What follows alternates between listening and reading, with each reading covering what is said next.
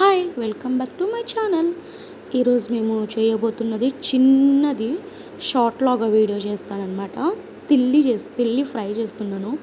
ముందుగా కడాయి పెట్టుకొని అందులో ఆయిల్ వేసేసి తర్వాత తిల్లి వేయాలి. తిల్లి అనేది మన హెల్త్కి చాలా అంటే చాలా మంచిది.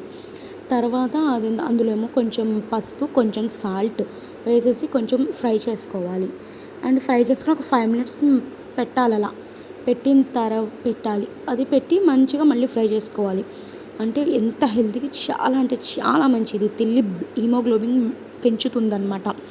అల్లం వెల్లుల్లి పేస్ట్ వేసేసేయండి. అల్లం వెల్లుల్లి పేస్ట్ వేసేసిన తర్వాత అది కూడా పచ్చివాసన పోయేంత వరకు అల్లం వెల్లుల్లి పేస్ట్ కొంచెం ఫ్రై అయ్యేంత వరకు ఫ్రై చేసుకోండి. చాలా బాగుంటుంది ఫ్రెండ్స్, ట్రై చేయండి. తిల్లి అనేది మనకి హిమోగ్లోబిన్ని పెంచుతుంది.